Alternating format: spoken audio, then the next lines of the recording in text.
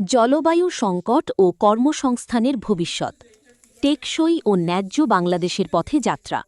গোলটেবিল আলোচনায় বক্তব্য দেন প্রধান অতিথি সৈয়দ সুলতান উদ্দিন আহমেদ।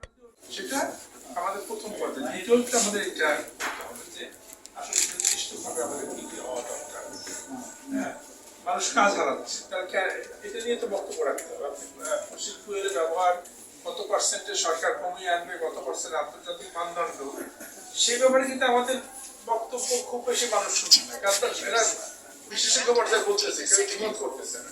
এটা নিয়ে দ্বিমত হচ্ছে এটা বাস্তবায়নটা মানে বাস্তবসম্মত, সেটা নিয়ে কথা হয়।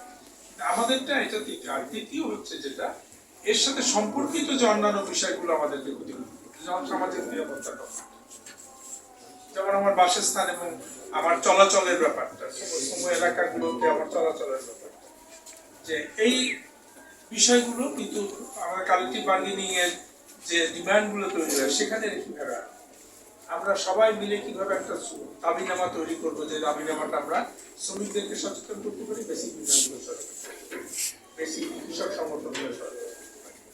এই যে তিনটা ভাগে ভাগ হওয়া হচ্ছে, আমি যদি বুঝাই থাকি আর কি, যে সাধারণভাবে যেটা আলোচনা হচ্ছে সেখানে অবশ্যই আমাদের একটা অবস্থান আছে, কিন্তু আমাদের খুব দৃঢ়ভাবে এবং বিস্তৃতভাবে ভেঙে ভেঙে আমাদের আপনার শ্রম ইস্যু, শিল্প ইস্যু, এটা নিয়ে আলোচনা করতে হবে। এটা আর একটা হচ্ছে এর সাথে সম্পর্কিত যেগুলো মানুষ খেয়াল করতেছে না, যে বিষয় সামাজিক নিরাপত্তা, শ্রমিকদের মানে একটা পরিচয় পত্র তৈরি করে কে করতে হচ্ছে,